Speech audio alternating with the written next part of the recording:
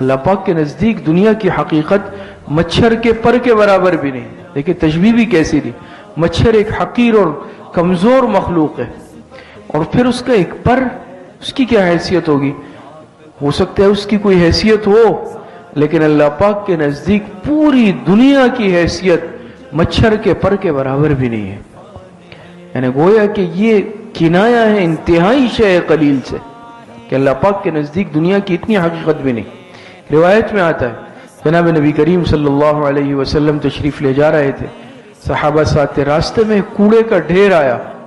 جو کوڑا ہوتا ہے نا جہاں لوگ کچرا کوڑا پھینکتے ہیں، ایک بڑا ڈھیر آیا.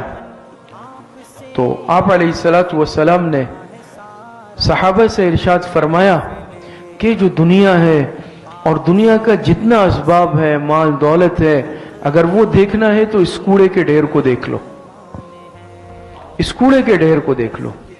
آپ علیہ السلام نے دنیا کو اور دنیاوی اسباب کو کوڑے کے ڈھیر سے تشبیہ دی.